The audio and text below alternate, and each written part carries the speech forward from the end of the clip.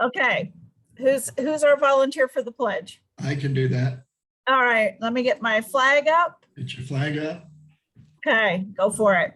Please join me in the Pledge of Allegiance. I pledge allegiance to the flag of the United States of America and to the republic for which it stands, one nation, under God, indivisible, with liberty and justice for all. Thanks, Mike. You're the best.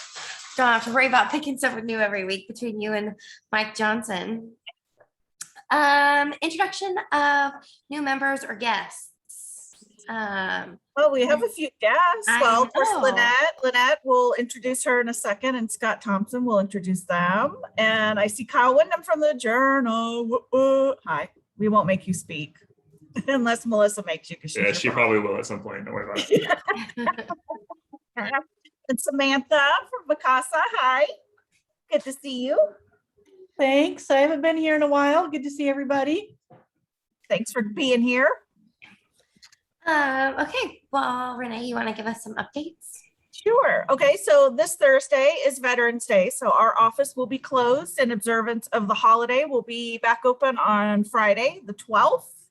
The River Lodge is hosting their annual craft fair on November 20th and 21st. Doors will open at 10 a.m. and the Fortuna High Culinary Arts class will be on hand to serve lunch. So shop a little and snack a little.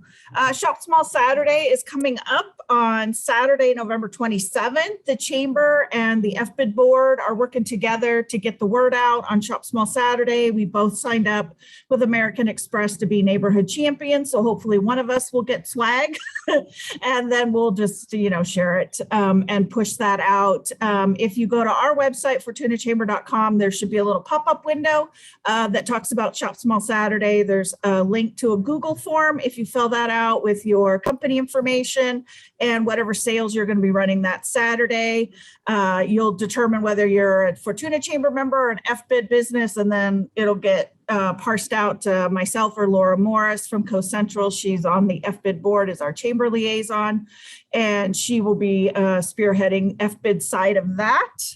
Let's see what else. Scotia Lodge is holding a makers market on November 27th and 28th from 2 to 8 p.m. They also have some weekly tours going on.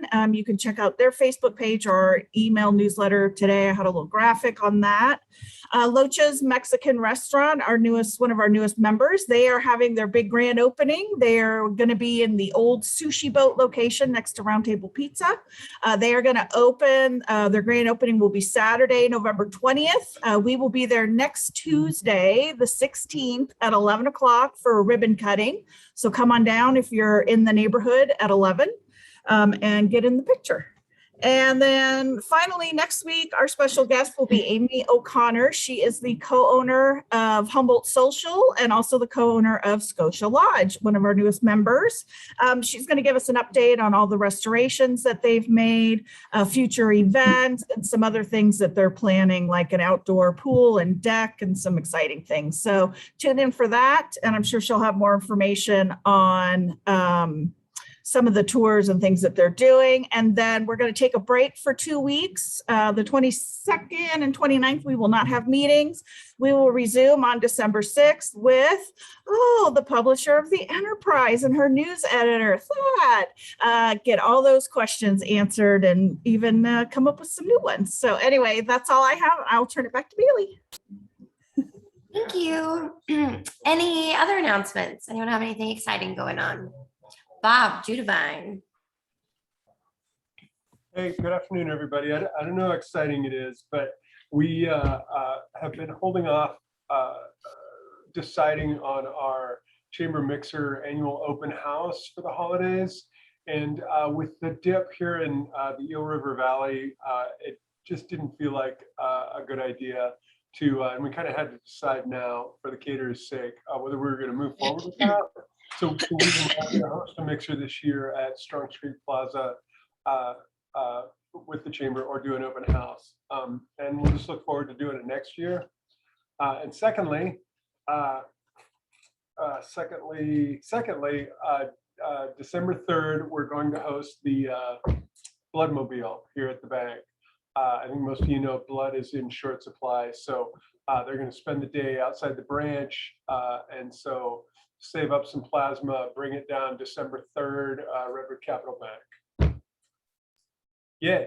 And then lastly, okay, I'm sorry, I'm being a hog. Lastly, so even though we're not having a mix here, we're still going to have two Santa's sleigh barrels out front. One's for food items, and the other is for blankets. Santa's sleigh has been blessed with a plentitude of toys the past few years, so they really want to focus in on. They're going to so they have plenty of toys, but they're looking for blankets again this year. So if you bring in a blanket, give one of my staff a holler, and we'll treat you to a cup of delicious either shots or jitterbean coffee. Holla. Back to you, Bailey. Thanks. Kim Brown is sitting behind me, and she is seconding and thirding all that Bob said about Santa's sleigh. So blankets and food. It sounds like toys are covered. So Walt. Oh. There is one age group of kids that we don't have gifts for. And so we're kind of doing like a special family, not special families, but special kids for like that hard range. So if you're feeling like you really, really, really, really want to buy a gift, you can get a hold of me, or you can get a hold of Nicole Gennaro, and we can hook you up with a child in that age range, and you would just shop specifically for them versus like just a gift. Thanks. Thanks for all the work you guys do. That's an amazing endeavor. It's fine. We're starting off. I have it We actually have it out right now. sitting on my desk right this now. morning. Very nice. That's amazing. Walt, I think you had your hand up. Yeah, thank you, Bailey. This is an announcement really for veterans. The Sequoia Park Zoo in Eureka is offering free entry on Veterans Day, Thursday, to all veterans and their families. So all you veterans get a free day at the zoo in Eureka. That's it for me. Thank you. Thank you. Any other announcements? Becky, go ahead. I got a couple. Big thank you to the community. We had a very successful 40th annual benefit ball, which was Saturday night. Very fun. We raised over $634,000 and counting for a new ICU. So very, very generous community, as I said, and they just keep giving. So it's a well-needed project at the Redwood Memorial. So thank you to everyone, all our sponsors, and just community in general. And then flipping hats, Humboldt sponsors finished their little holiday auction, and we raised about $3,000 for our kids in the community. So we just keep spreading the love, and things don't stop with the pandemic, and we need to support our kids too. So anyway, that's thank you to everybody for supporting those things. Thanks. And just not to be interrupted, but Sean Swanson just stopped by. I don't know if you guys can read that. Is that backwards? Maybe it's backwards. I don't know. No, you can read But it. Thanksgiving Day dinner is November 25th from 1 to 3 at the Fortune Events Hall. If you guys haven't seen that yet, go in my window. Very good. Any other announcements? Okay. Then I will let Lynette Mullen and Scott Thompson introduce themselves. Great. I guess I'll go ahead and start. First, I want to thank Renee and everyone else for the opportunity to virtually meet with you today. It would have been a lot more fun. Were you guys in person still meeting at the Monday Club? I love that building. So that would have been even better, but thank you for this. Yeah, so I am Lynette Mullen. I actually grew up here in Humboldt County. I am currently in Eureka, and I'm an independent project manager. So Nordic is just one of my clients. I've been working with them for almost 3 years now as they work their way through the permitting process. So Nordic, we've got a slideshow here, and I'll share it in a second, but as a very brief overview, Nordic Aquafarms is a Norwegian company. The company was founded by Eric Heim, who wanted to go against the incumbent industry, which is net pens. So most Atlantic salmon and a lot of the fish that we consume is produced in net pens, which are basically like cages in the ocean, open to the water. And there's just a lot of negative environmental impacts associated with that way of raising fish. And so they have been using what's called RAS technology, or recirculating aquaculture systems. So I like to describe it as kind of a cross between an aquarium and a lap pool for fish, but on a huge scale. And Scott, thankfully, is here and he'll give you more information on that.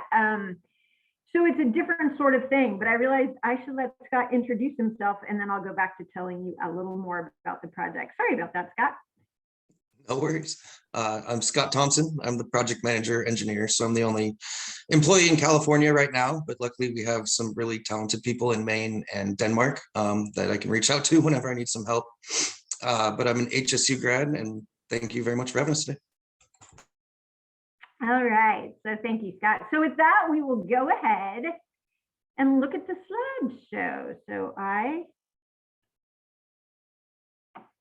hopefully, all right, so you guys see it? Looks good. Yep, perfect. Full screen. Got it. Okay, cool. So this is a little of what I was describing. So Nordic started in Norway. They now have 3 facilities in Denmark and Norway. They have a fully permitted facility on the East Coast, and they are so close to permitting here in California. And so as far as the facilities in the US, basically what they want to do is produce Atlantic salmon or seafood that has been flown in from other countries. And I've got an illustration about that in a minute.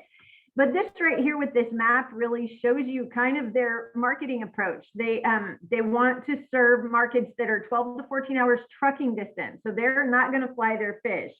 They're going to harvest it and then truck it out. So it's going to be fresh, not frozen, which is also something that's kind of unique.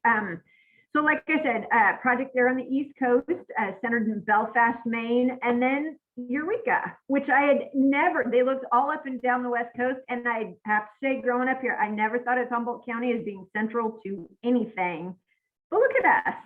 So it's an ideal place. I mean, not only because of the location, but as they were looking up and down the coast, they were also looking for specific infrastructure. They needed clean, clear water, cold water. They needed a way, even though they filter their discharge, there aren't pollutants in it. They also needed a way to be able to discharge the water coming out of the facility.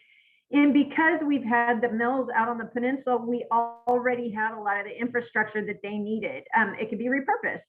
So the outfall pipes, you see that here, that goes 1.5 miles into the ocean. So that was already there. So they're right there on the peninsula. So if you're wondering, if you're not familiar with the project, if you are in Eureka or probably anywhere close, the really huge smokestack and the 12-story building, basically the highest structures out on the peninsula, that's them. And then this next slide, oops, shows you it. I wish I had a bigger picture of this. So I will say that this site is currently a mess. It's an absolute disaster. The pulp mills used to operate out there. Scott can talk a little bit more about what he's found. So there are some pollutants, yes, but mainly it's structures. I mean, the EPA came in and took care of the most toxic chemicals, and everything else is just kind of sitting there.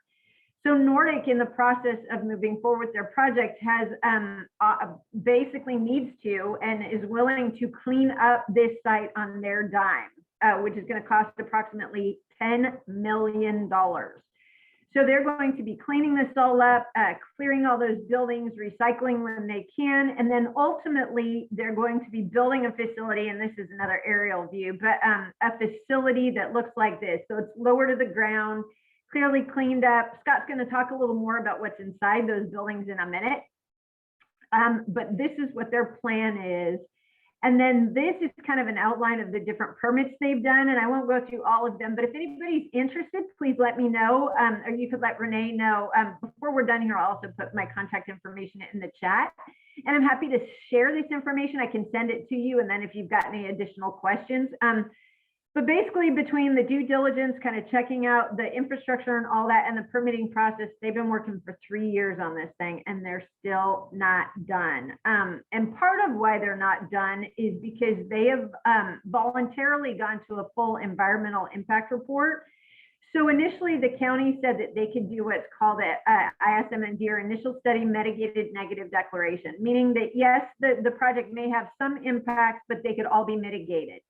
So in the end, there was no significant impacts of this project. The county was comfortable with that. All of the studies that Nordic did showed that, but the community wasn't necessarily comfortable with that, and some of the environmental groups, and they really wanted Nordic to go to a full EIR, which has pushed out their timeline. I mean, by the time they're through here, almost a year probably, by the time they go back before the Planning Commission. But they've done it voluntarily, just because they want the community to feel more comfortable with what they're doing. So that is that. And like I said, I've got more detail if you're interested. This is a better example of what's happening now and why Nordic felt that there was an opportunity here for them in the US.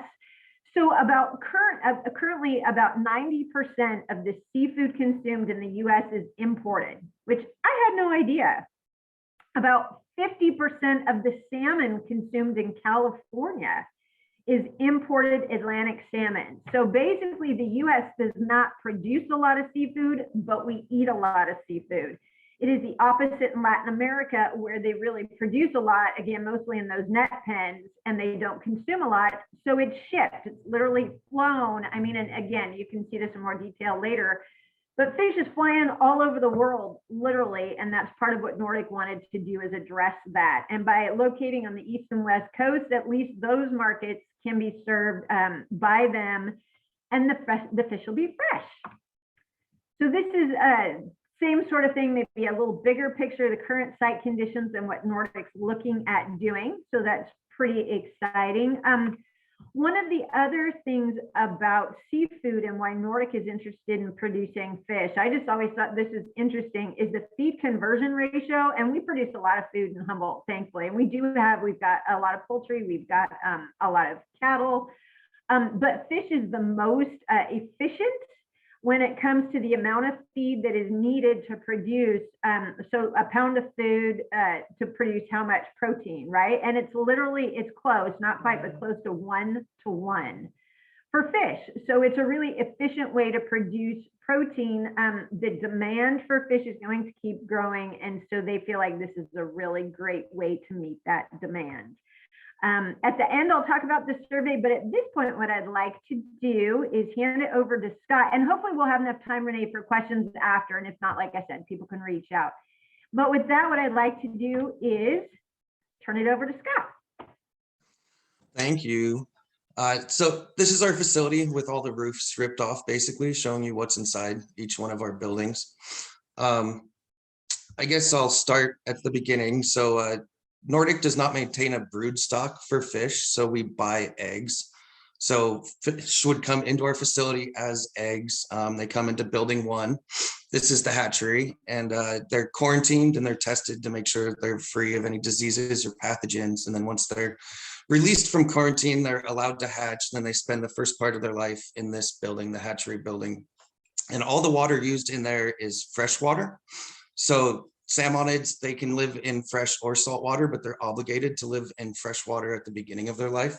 So we really try to minimize our freshwater use as much as possible and maximize our saltwater use where possible. So they start in here in the hatchery, and then once they're big enough, we transition them to saltwater in the grow out buildings. So the buildings they're labeled to are the grow out buildings, and what they're full of are those RAS units, so recirculating aquaculture systems. And what they consist of is 2 tanks. So these are 2 tanks you're seeing here, kind of octagon type shapes, and then its own wastewater treatment plant. And then that's repeated over and over again across the farm. And what that does is gives us a really high level of biosecurity. So each tank system, it operates independently. So we've never had a major disease outbreak in any of our facilities, but if something were to get in, it would only be in one of these systems and not in all of our systems at once. So that's part of the design that, gives us a lot of control on all the systems and what's going in and what's going out. So the fish spend, the rest of their lives in those tanks, until they're harvest size. And then they're transferred over to building 3, where they're actually harvested on site. And then they're, put on ice as fillets or head-on gutted fish, and they're shipped out the same day. So that provides a lot more shelf life to the product rather than it being harvested somewhere in Chile, taken to the airport, flown in, taken to a distribution system, and then driven out to the markets. You lose, many days in that process. And fish, it's fresh until it gets thrown out, unlike some other things that are, have some marginal life in between. The other buildings I haven't mentioned is number 4 here is our wastewater treatment plant. So all of our wastewater treatment plants, basically there's 40 independent wastewater treatment plants on this site. And the recirculating aquaculture systems, they reuse 99% of the water.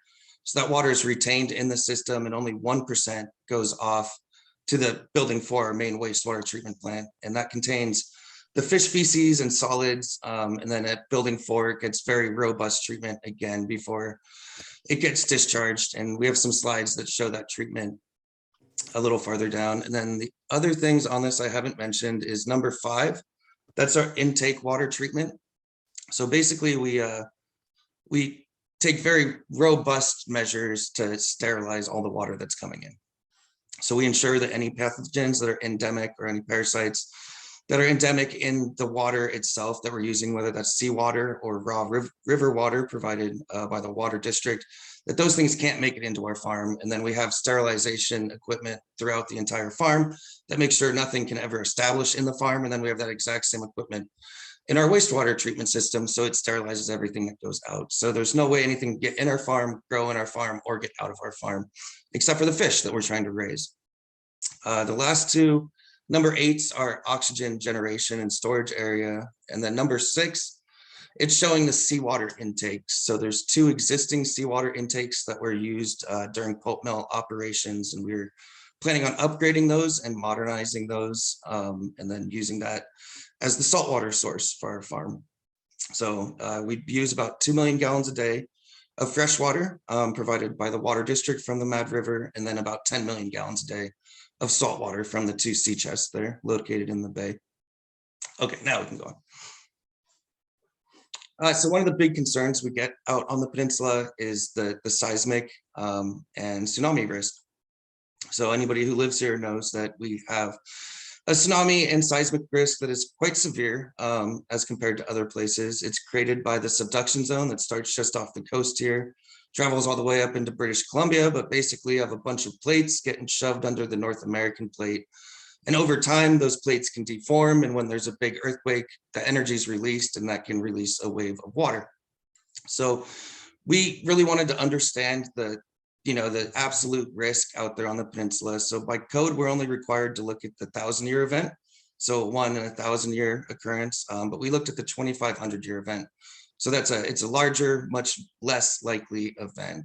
We went to basically the world's foremost expert in this work, and he did a very detailed analysis looking at the risk, where the risk is, how big that risk is, and what kind of energy that would produce, and how that would propagate onto shore with very fine resolution in 3 dimensions. So what popped out of all that is, well, part of it is this figure on the right. And it shows the flow path and depth over time. So it's the maximum water depth that could be expected from an event this size. And some really interesting things came out of it.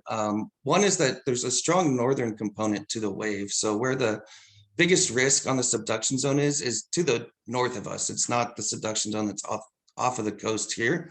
We get lots of small earthquakes all the time. So you don't have that huge amount of tension and deformation building up. But that's not the case to the north. So the waves would actually be rolling from north to south, and that's represented by the angle on that arrow there. Some of the other interesting things I'll point out is to the west of our buildings are 3 white blobs. Those are actually the landfills from when the pulp mill was in operation. They're full of all the ash that was produced from them burning wood. And those are not overtops. Those provide a lot of protection for the interior of our campus. You can see there's only about 2 meters of water expected to come through the center of the campus, and even less on the south side of the southern building. But where we see the most water is on the very northern edge of what we call building 1 there. And what that is, what you're seeing there is as the wave come in, it encounters our building and our building deflects the wave. And as that happens, the water piles up. And that's where you see that maximum about 7 meters of depth of water that could pile up against our building. But if you remember from the previous picture, basically those buildings are filled with massive tanks of water. So they're very heavy, and there's very nice engineering synergy there in that, you have a wave coming in that we're trying to deflect, and we have a building full of water. So armoring the building and creating, the engineering connections necessary between the tanks full of water and the exterior cladding is very achievable. So we're very, pleased by these results and confident that we can, engineer this facility to be safe, that that none of the tanks are going to be overtopped. If an event this size happens, all the fish will still be in their tanks, but yeah, the facility won't be operable anymore. I mean, there won't be a bridge out there. There won't be a road out there. Part of Eureka will be missing. So yeah, we're designing the facility to survive, but to not be operable after an event this size. Go to the next slide. So fish escape is another real common concern. Was there a question? Okay, I'll keep going. Fish escape is another real common question we get, understandably. And this figure is pretty complex and a little hard to read, but basically it shows that there's 5 to 7 physical barriers in between the fish and our wastewater treatment system, which discharges to the ocean. So, let's just say like salmon jump, we have jump netting around the tanks so that they can't jump out of the tanks. But let's say we got an overachiever and somehow he's able to jump all the way over that giant net. He'd end up on the floor, and there are floor drains, but those floor drains are equipped with screens that stop fish. They're appropriately sized for the fish in that part of the facility. But let's say that grate was missing because somebody was doing some cleaning and didn't see the fish jump. Well, those floor drains go to a central sump. Those are also screened. And then that central sump gets pumped to our wastewater treatment system, which the final step is a 0.04 micron filtration. So 0.04 microns, a human hair is about 30 microns. So it's way tinier than you can see. It's small enough to physically exclude bacteria. So no fish is getting through that filter. So just with these redundant barriers and the probability that that fish can make it through all of them, it makes our fish escape potential 0. There's no way that a fish can get through all these barriers. There's always human error, but with the redundant multitude of barriers, there's no way a fish is ever going to escape from our facility. We could go to the next slide. So this is talking about some of the technology that's in the wastewater treatment plant, and it can be, I don't know, a little dense and dry, but the point I would make is that we're using the best in class available technology. We're taking it to the limit of the available technology as far as wastewater treatment.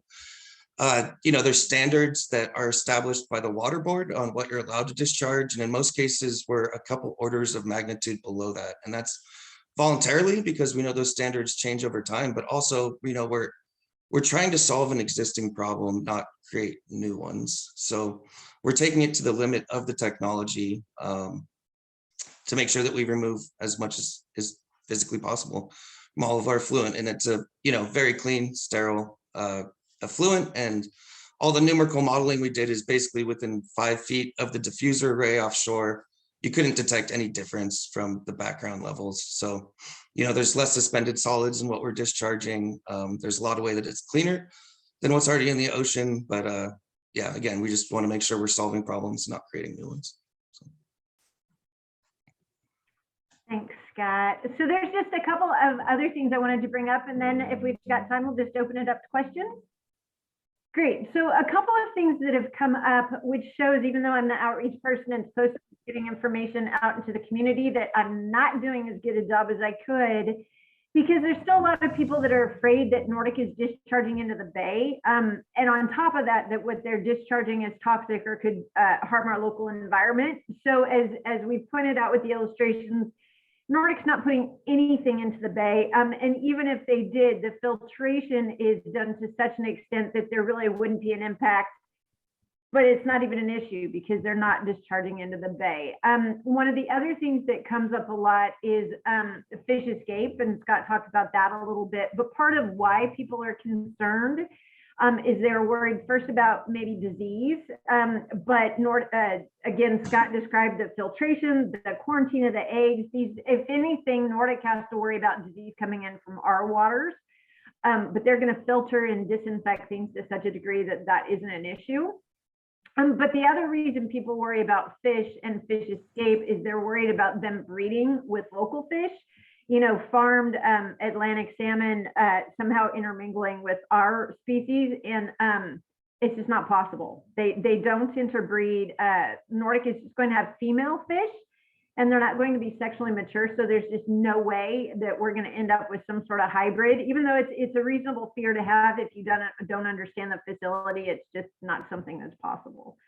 Another thing that comes up is competition with fishermen. There's a lot of folks that worry that Nordic is going to come in and drive the commercial fishermen out of business or take their market share. But Nordic is in no way interested in that. They see commercial wild caught fish is a completely different product. They are looking to replace the imported Atlantic salmon that is already on our shelves. And the demand for that keeps increasing. So that's absolutely what they want to do, and have actually been talking to local fishermen about ways to support kind of fisheries in general. You know, Humboldt County, I mean, there's a lot of reasons our county is known, but the fishing industry is one of them. And developing and continuing to build aquaculture as an industry here is absolutely something that Nordic wants to be a part of. And there are other concerns that have come up, but at this point, I'm thinking it may be better, Renee, to kind of open it up to questions just to make sure we're providing the information people are looking for. Sure. If anybody wants to go first, or I can. I had to set a couple of general questions, which you may or may not know yet.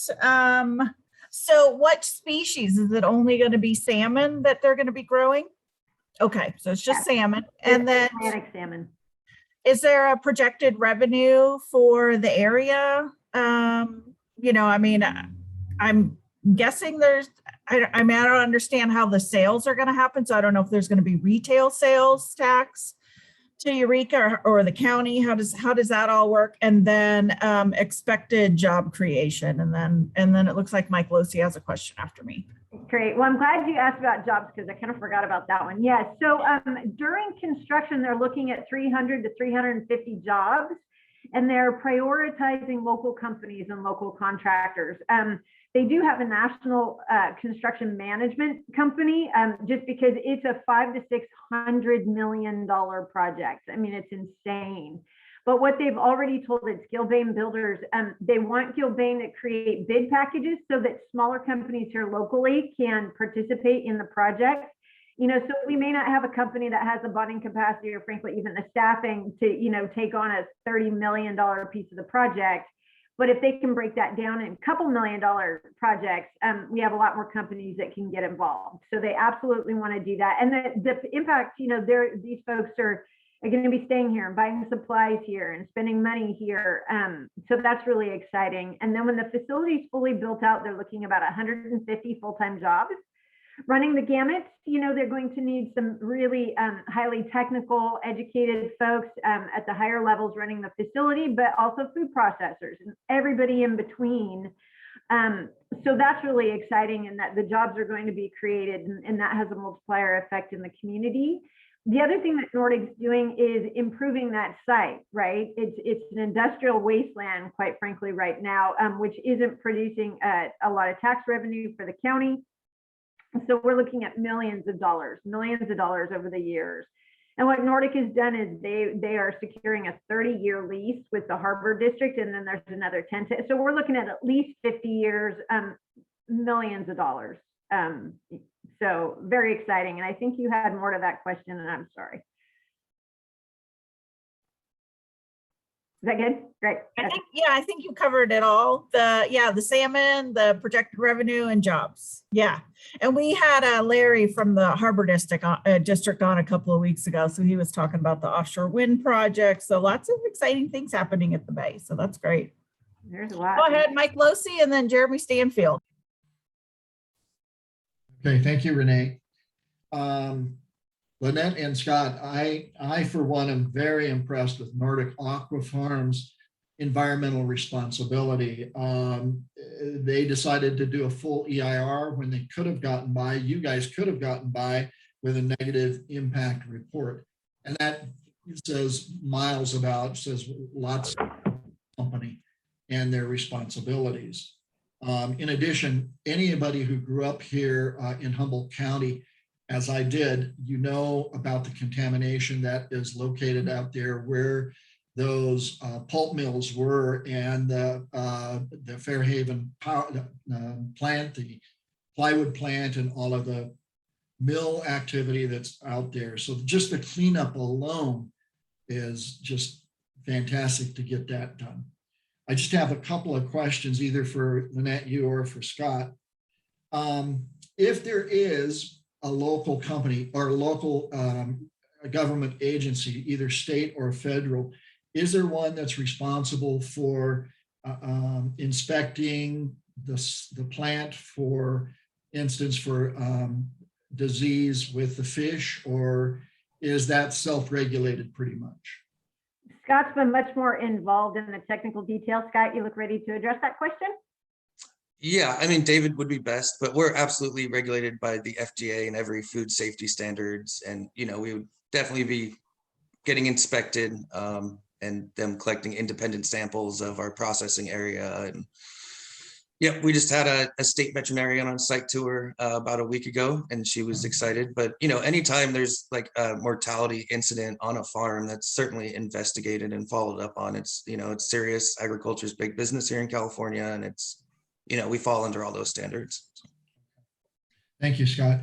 In your diagram, it looked like at least a couple of those buildings, the holding tanks anyway, it looked like they were surrounded by water. Is that something that's going to be natural, or it looked like it on the diagram? Maybe that's not the case. Okay, I think, I'm not sure exactly the figure you're talking about, but it might have been the stormwater features. So all of our stormwater is infiltrated on the site, not discharged off the site. So there are stormwater detention basins that are adjacent to most of the buildings and run along the sides of some of the buildings. But those are infiltration ponds. So that's to avoid stormwater runoff that could impact water quality in the bay. Okay. And so the tanks that are holding, Mike, the tanks that are holding the fish are like, they're huge tanks full of water, and then the facility is kind of around it, but they're all contained within buildings.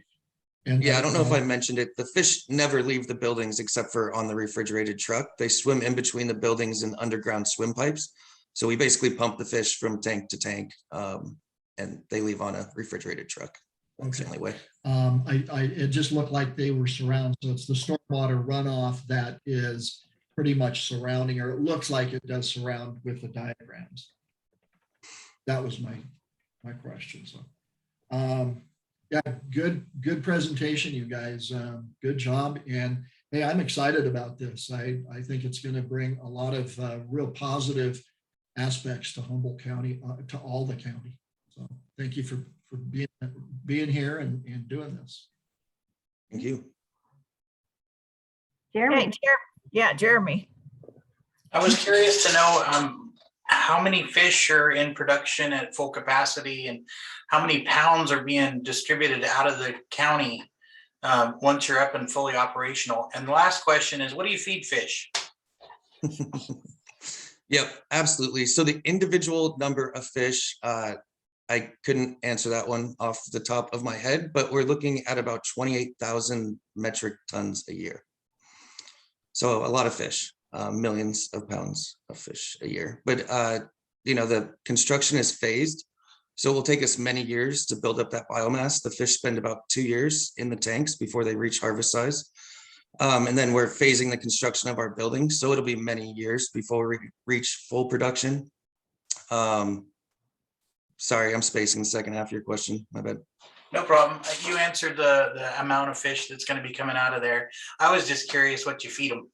Oh, okay. Yeah, fish feed. That's an interesting one for sure. So there's a lot of disinformation around this issue. But as you know, Lynette mentioned, it's 1.1 pounds of feed is the industry standard to produce 1 pound of salmon. Our systems that we have operating are better. They operate around 1.05 pounds of feed that we provide the fish to produce 1 pound of salmon.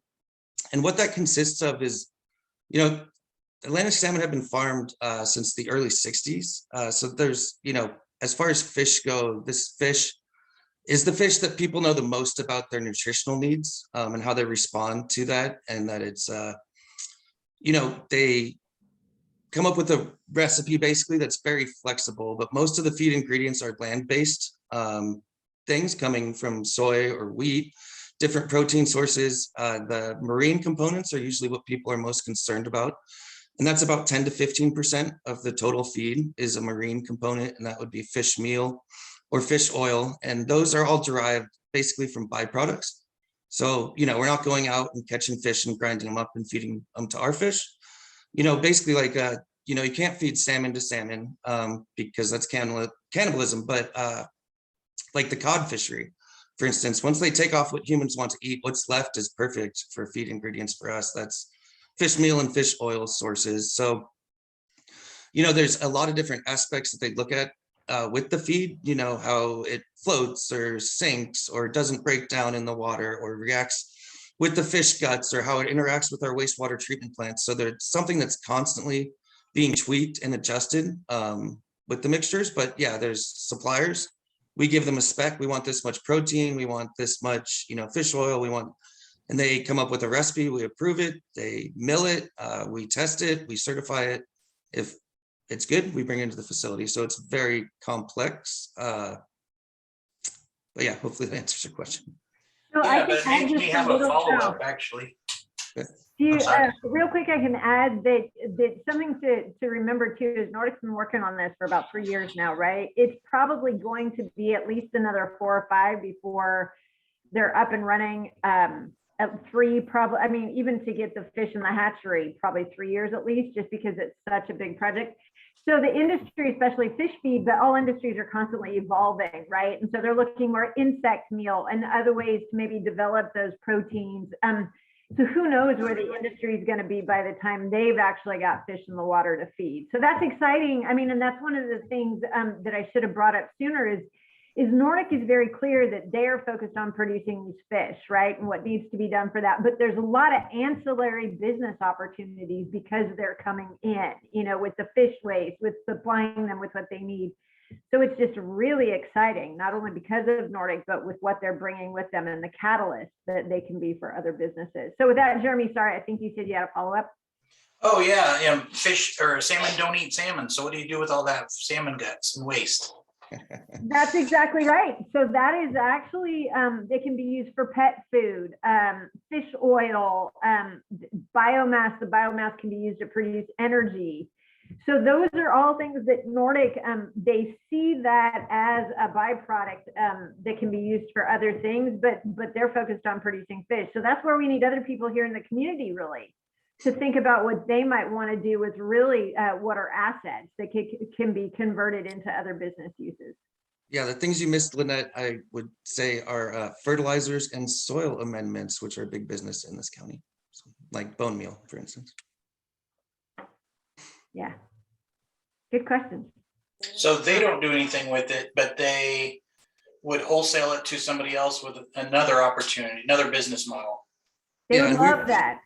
We maintain all of those waste streams as food grade products. You know, as you can imagine, like pet ownership has gone through the roof during the pandemic. So, you know, we're getting contacted by fish feed, or sorry, not fish feed, pet food producers wanting our fish that doesn't even exist yet, just because the demand's so high for fish, for pet food right now. Sorry.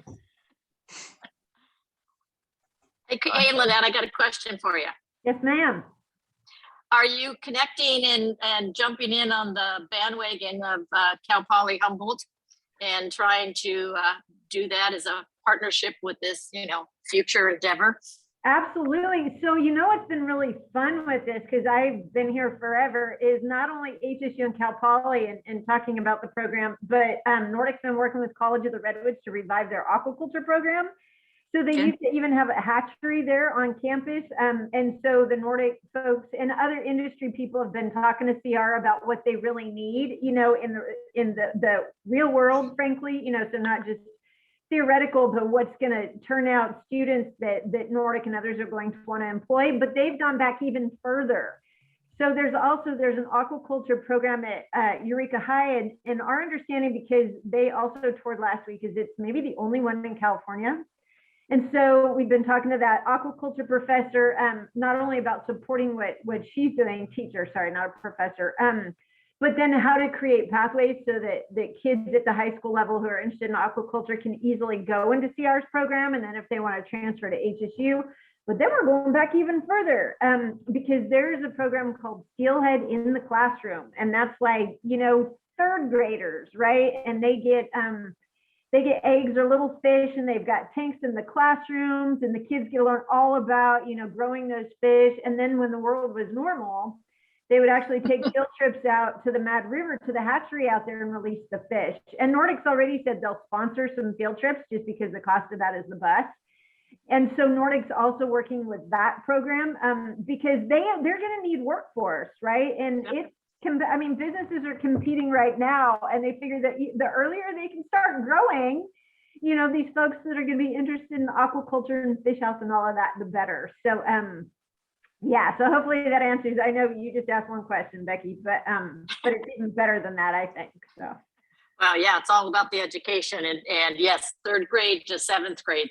Those were huge programs in the elementary school. So, hey, way to go! I think it's going to be great. Yeah, well, and part of that too, and I think a lot of you guys will relate to this, is we really have a housing shortage, and it's something that they were asked to address in their EIR. But one of the responses is they're looking to grow their workforce locally. So the hope is, you know, that it's folks that are already living here, going to school here, so they're not importing employees from out of the area. It's just better for everyone if they can recruit folks here locally. So. Yeah, I think it was 7 or 10 out of our 150 we thought we'd have to import, but everybody else we hopefully can get right here. Great.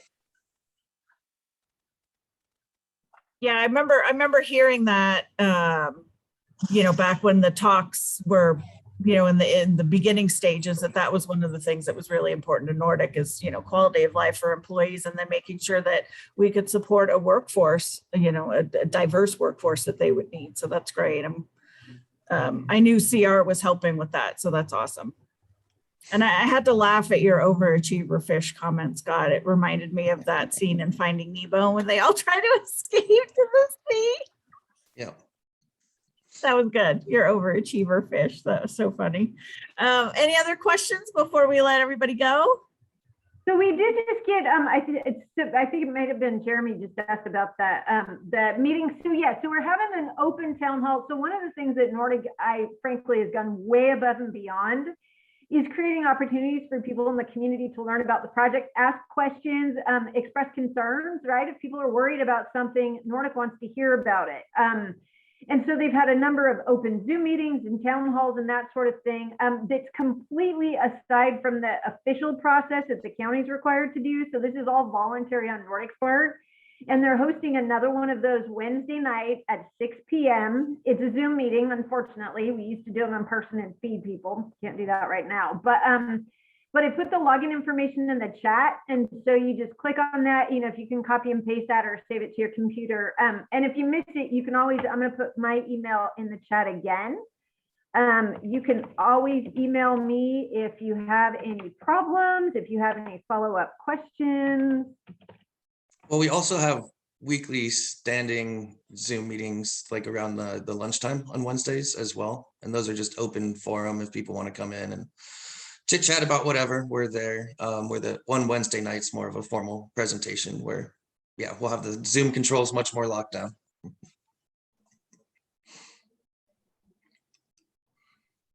Great. Awesome. Well, thank you, Lynette and Scott, for being here. It's great to have you. I'm excited for the project. I think we all are. It's going to be a big boon to the economy, and that's always a good thing. So any final questions? Everybody looks pretty quiet. Okay, then we will reconvene next week with Scotia Lodge. hear all about those exciting renovations. And everybody be safe this week and today when there's apparently supposed to be crazy windstorms. Looks pretty clear right now, but we'll see what happens. And don't forget, Thursday is Veterans Day, and we will see you guys next Monday. Thanks, everybody. Bye. Thank you all. Bye. Thank you, Thank you Lynette. very much.